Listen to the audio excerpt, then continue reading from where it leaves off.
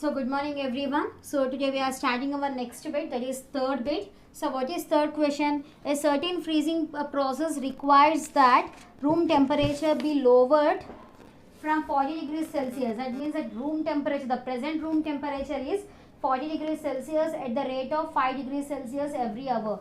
So now present temperature is 40 degrees Celsius, and for every hour the temperature is decreased by 5 degrees Celsius it seems. So what will be the room temperature 10 hours after the process begins? So after this process begins, what is the temperature after 10 hours they are asking. So here what is the present temperature? Present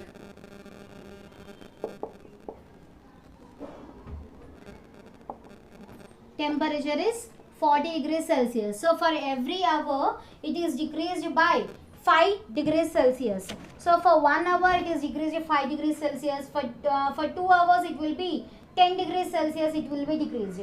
Like that, after 10 hours how much degrees it will be decreased we have to find first. So the total decrease in temperature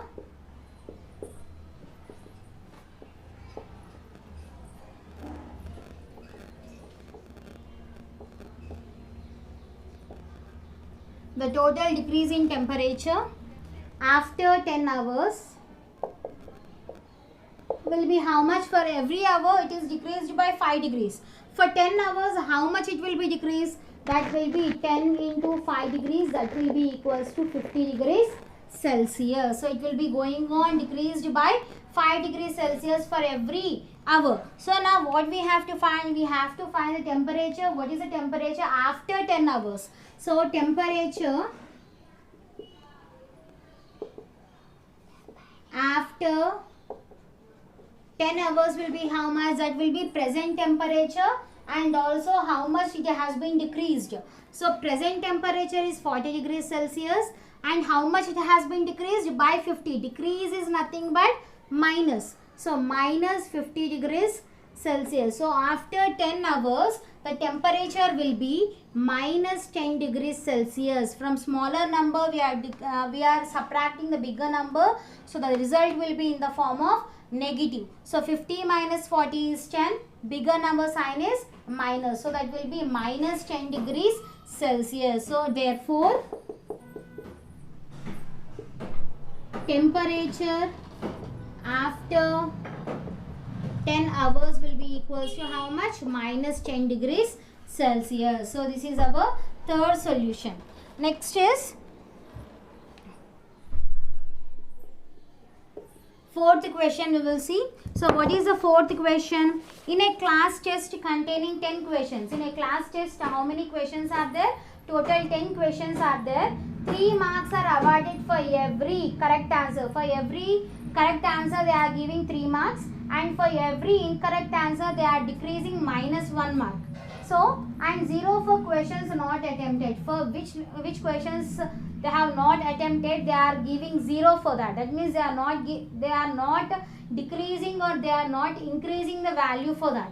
Okay, so first question is Gopi gets 5 correct and 5 incorrect answers. What is the score? So Gopi wrote 5 correct answers, find 5 incorrect answers. So what is the score of him we have to find. So here what is the total number of questions are how many? Total number of questions are 10. So for every correct answer they are giving 3 marks.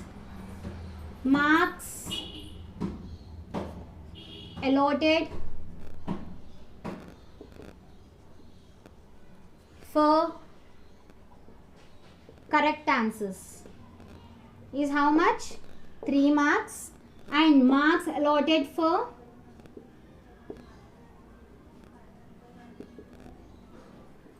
incorrect answers is, that is they are decreasing minus 1 mark if they wrote a wrong answer. So now what is the first question? Gopi gets 5 correct and 5 incorrect answers. What is his score? So first bit in that, so Gopi gets 5 correct and 5 incorrect answers. So what is the score of him? We have to find now. First, total number of correct questions are how many? Number of correct answers are how many? 5. So for every correct answer they are giving 3 marks. For he wrote 5 correct answers. So how many marks he will get? Marks for correct answers. That will be equals to how much? 5 into 3. That will be equals to 15 marks. So he got 15 marks for correct answers. Now we have to find the marks for incorrect answers.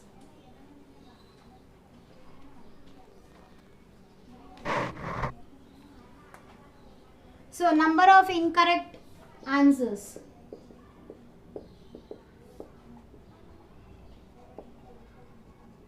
How many incorrect he wrote? That is 5. And for every incorrect answer they are reducing minus 1 mark. So what are the marks allotted for this? We will see. So marks for incorrect answers. That will be 5 into minus 1. That will for 1 mark. For 1 question minus 1. Like that for 5 questions 5 into minus 1. That will be equals to minus 5 marks. What is the total score they are asking? Total is nothing but doing addition. So here 15 minus 5 we have to do. Plus of minus 5 we have to do. So total score is equals to correct marks plus incorrect marks. For correct answers how many marks? 15 plus for incorrect marks it is minus 5 marks. So here you are seeing the double sign converting to single sign. So that is 15 plus into minus is minus 5. That will be equals to total 10 marks. So how many marks he scored? Gopi has scored 10 marks. So total score of Gopi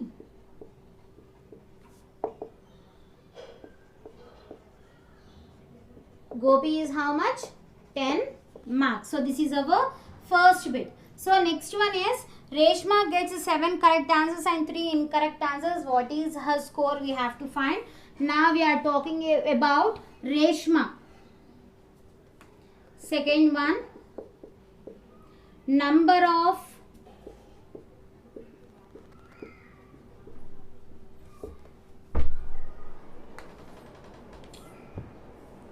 second one, Reshma gets 7 correct and 3 incorrect answers. So what is the score we have to find? So number of correct answers are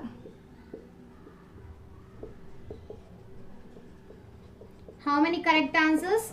Total 7 correct answers. So for every correct answer they are giving 3 marks. For 7 correct answers how many marks? That is marks for correct answers will be 7 into 3. That will be equals to 21 marks. 7 3. Now we have to find the marks for incorrect answers. So marks, number of incorrect are how many?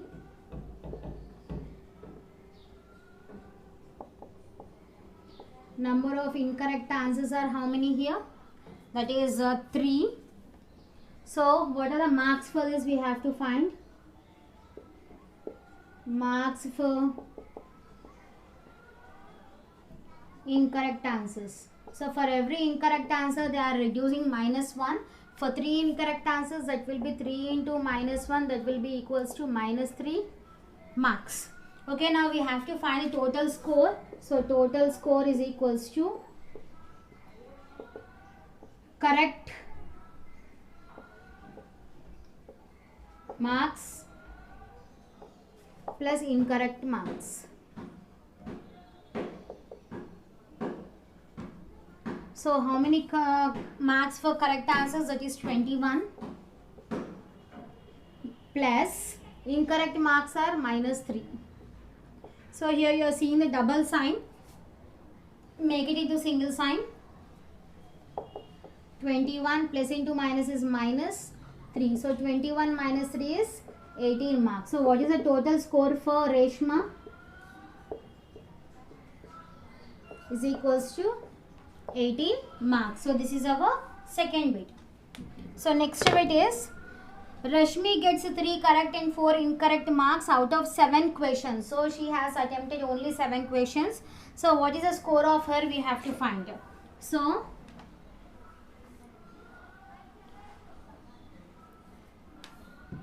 next bit, third one.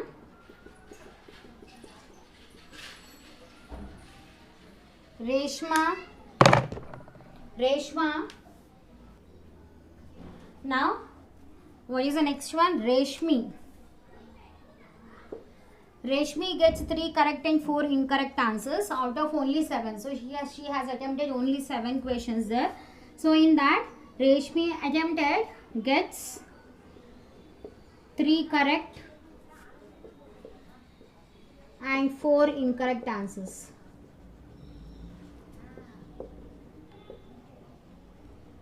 So here first, how many correct answers we have to find? Number of correct answers are 3. So for every correct answer they are giving 3 marks. So marks for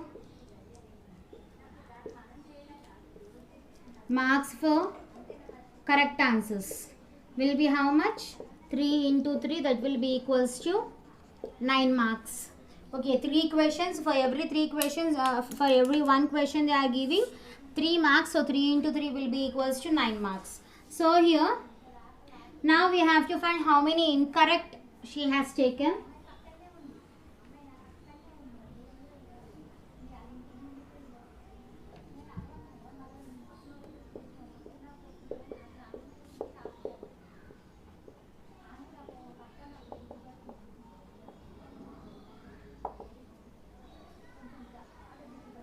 So number of incorrect are how many? She has written 4 incorrect answers, and for every 4, for 1 incorrect answer they are reducing -1. So marks for incorrect answers is equals to 4 into -1, that will be equals to -4 marks. Now we have to find total score of Reshmi. So total score is equals to correct marks plus incorrect marks. So correct marks are how many here? 9 marks. And for incorrect she got -4. So double sign convert into single sign. 9 plus into minus is -4. So 9 minus 4 is how much? Total 5 marks. So here what's the total score of Rashmi? Total score is equals to 5 marks. So this is how you will solve the 4th solution. So next one, 5th solution.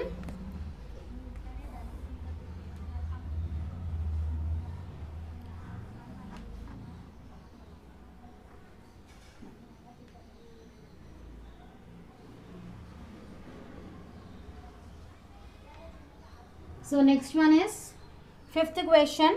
A merchant on selling rice earns a profit of ₹10 per bag and of basmati rice sold, and a loss of ₹5 per bag of non-basmati. So on basmati bag he is getting the profit of 10 rupees for every bag, and for non-basmati bag he is getting the loss of 5 rupees for every bag. So what is the first one? He sells 3,000 bags of basmati rice and 5,000 bags of non-basmati rice in a month. So what is the profit or loss in the month? So whether he will get the profit or loss we have to find. So he has sold 3,000 bags of basmati rice and 5,000 bags of non-basmati rice. So here profit on basmati rice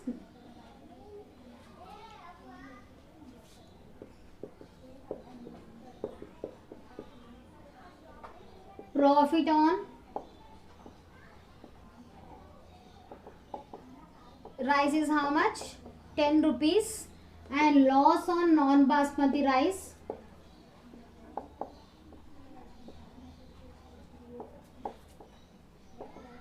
is how much? 5 rupees. So in the first question, how many bags of basmati rice he has sold? That is 3000. So number of bags sold, number of bags of basmati rice sold is equals to, so how many he has sold? That is 3000 bags. So on this, how much profit he got, we have to find. So profit on basmati rice. So for every bag he is getting 10 rupees. For 3000 bags, how many rupees he will get? That is 3000 into 10. That will be equals to 30,000 rupees. So on selling the basmati rice, he is getting the profit of 30,000. Okay. So next is number of bags of non-basmati. How many bags he has sold? That is 5,000 bags. So how much loss? He got the loss of rupees 5 rupees. So loss on the basmati rice is, that is how much loss he is getting? 5 rupees. So 5,000 into 5 rupees, that will be equals to 25,000 rupees. So for selling basmati rice, he is getting 30,000.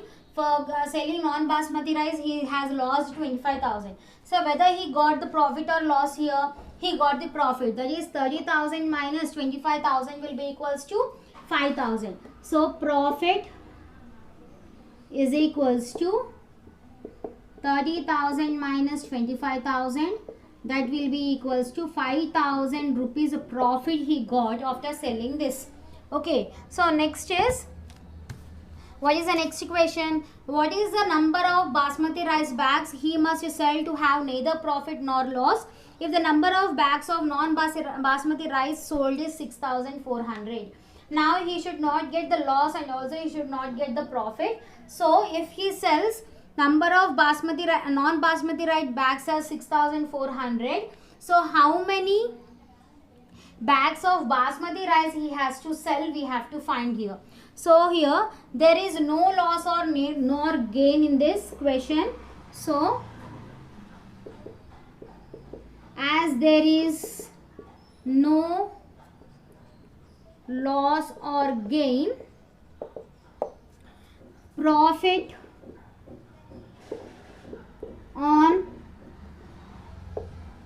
basmati rice will be equals to loss on non-basmati rice.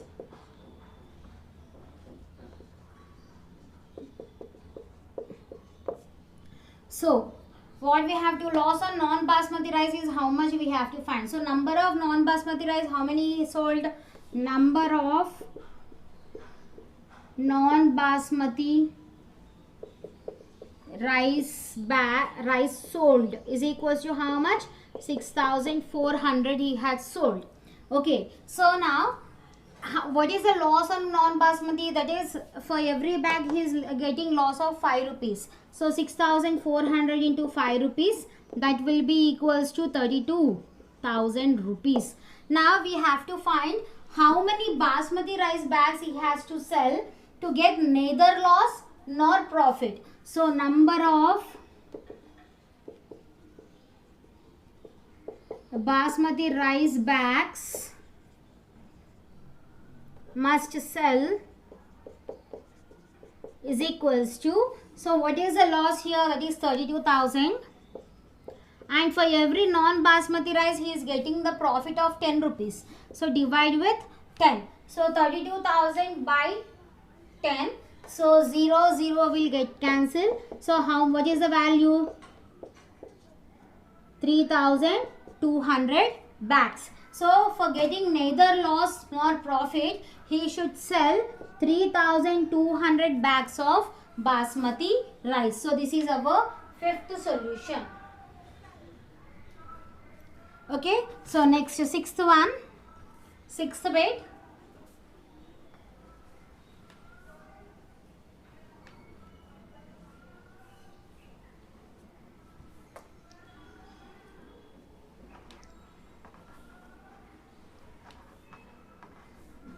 So what is sixth bit? Replace the blanks with an integer to make it as a true statement. So sixth bit, blanks, we have to fill that blanks. So in that, first one is minus 3 into dash will be equals to 27. Second one is 5 into dash will be equals to minus 35.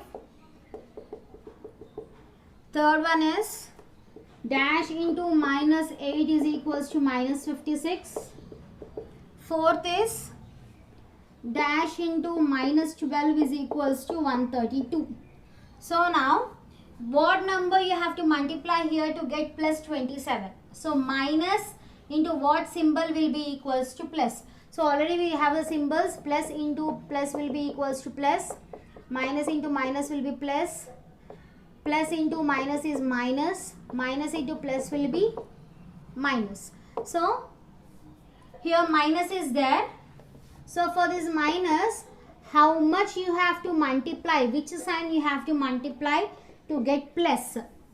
Okay, so here minus is there and the last value is plus. So minus, for minus again if you multiply minus, then only it will be in the form of plus. So minus into minus will be plus. 3 9s is 27. Now here plus is there and the result is in the form of minus. So plus minus, that means we have to multiply minus there. Plus into minus will be minus. 5 7s is 35. Now here plus into minus will be minus. 56 you should get. So how many times? It is 7 times. 7 8 times is 56. Now here minus into minus will be plus. 12 how many times will be equals to 132? That is 11 times. So this is our sixth bit. Now we are going to learn about properties of integers. So what are the properties of integers we will learn?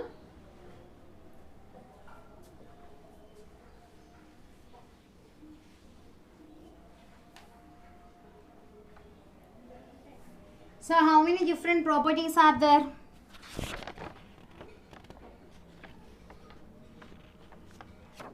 So properties of integers.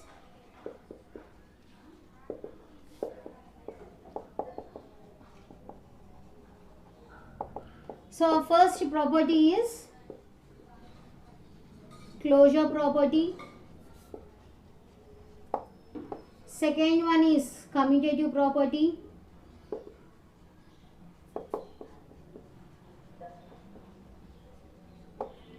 Third one is associative.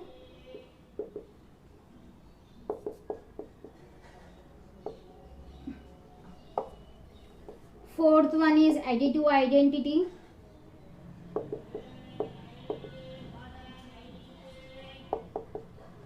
Fifth is multiplicative identity.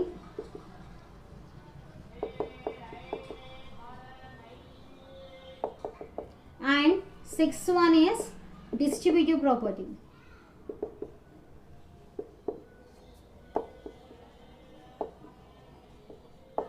So these are the 6 properties we are going to learn now.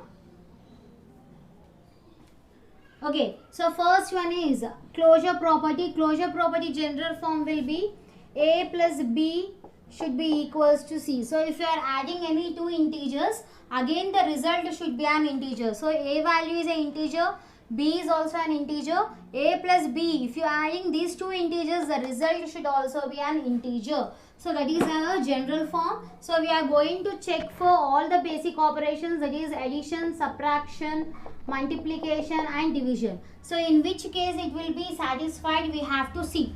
Okay, so next is commutative property. So general form is a plus b is equals to b plus c.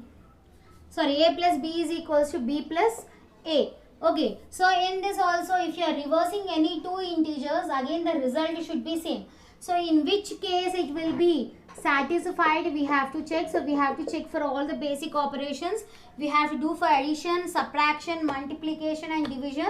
So in which cases it will be satisfied, we have to see. So in this, always the LHS part should be equals to RHS part. So whenever you will get the LHS and RHS parts as equal, then we can say that the commutative property will be satisfied. Okay, so next is associative property. A plus b plus c is equals to a plus b plus c. Only the brackets will be interchanged here. Okay, so this is our general form. So whenever the LHS part will be equals to RHS part, the closure property will be satisfied. So here also we are going to check all the basic operations, addition, subtraction, multiplication and division.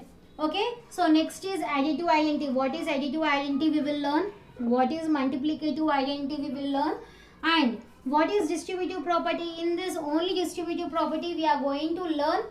We are using two different signs, that is multiplication and addition. We are using together two signs. So what is distributive property? A into b plus c is equals to a into b plus a into c. So this is our distributive property. So in which case is it satisfied or not, we have to check. So whenever the LHS part is equals to RHS part, we can say that the distributive property will be satisfied for integers. Okay, so next is these are the basic general forms of the given properties. So closure property is a plus b should be equals to c. Sum of two integers should be again a integer. Next, commutative property is a plus b is equals to b plus a. Only the numbers will be shuffled here and there. And then also the LHS part and RHS part should be satisfied. In this case also we are going to check for all the basic operations. Next, associative property, a plus b plus c is equals to a plus b plus c. So whenever the LHS part and RHS parts are equal, then the associative property will be satisfied. We will check for all the basic operations. Next is distributive property, a into b plus c is equals to a into b plus a into c. So here also the LHS part and RHS part should be satisfied. Then only we can say that it is satisfied for distributive property. So first we will check for this associative property, closure property. So what is closure property? The sum of two numbers should be the sum of two integers, again the result should be an integer. Okay, so what is the general form here? A into a plus c, a plus b should be equals to c. Okay, so here I am taking one example.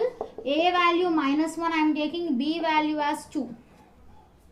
Okay, so if you add these two, the result should be again an integer. So what is a value? Minus 1 plus b value is 2. So if you solve this, minus into plus will be minus, 2 minus 1 will be 1, bigger number sign is plus. So in this case, minus 1 is also an integer, 2 is also an integer, the addition of these 2 is also an integer. So you can say that it is satisfied under closure property. So this is under which operation? Under addition. So in the same way, we have to check for subtraction. What is the general form? A minus b should be equals to c. If you are subtracting any two integers, again the result should be an integer. So at that time we can say the closure property has been satisfied. So same values I am taking. A value is minus 1 minus b value is 2. So if you subtract these two, here minus 1 is an integer, 2 is also an integer. So we are subtracting these two integers. So minus into minus will be plus. We have to add the numbers 2 plus 1 will be 3. Bigger number sign is minus. So in this case, minus 3 is also an integer. So under subtraction also the closure property is satisfied. Next is multiplication. What is the general form? A into B should be equals to C. So for same values I am taking. Minus 1 into B value is 2. So minus 1 is an integer. 2 is an integer. We are multiplying two integers. The result should also be an integer.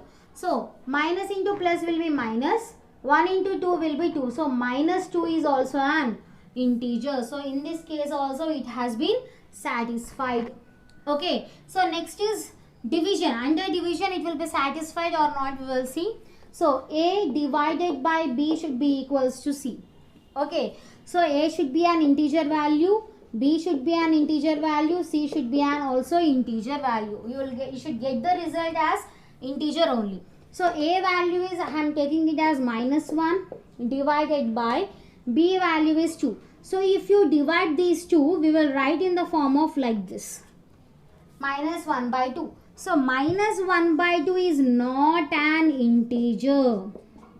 It is not an integer. So only in some cases this division will be satisfied, not in all the cases. So if you take one more number, I am taking A is equals to 4, B is equals to minus 2. Okay, so if I divide this, A value is 4 divided by B value is minus 2. So if you divide this, we can write this one as in this way. So if you divide these two numbers, the result will be minus 2. Okay, so 4 is an integer, minus 2 is also an integer. What result you got, that is also an integer. But it will not satisfy in all the cases. That's why this closure property is not satisfied under division. So what is the closure property? A plus B should be equals to C. That is sum of two integers again should be an integer. So in this we have to check for all the basic operations: addition, subtraction, multiplication and division. So after checking, you go as addition is satisfied, subtraction is also satisfied, multiplication is also satisfied, but division we got not satisfied. Division will be satisfied under only some cases, not in all the cases. So this is our closure property. So remaining properties we will discuss in next class. Thank you.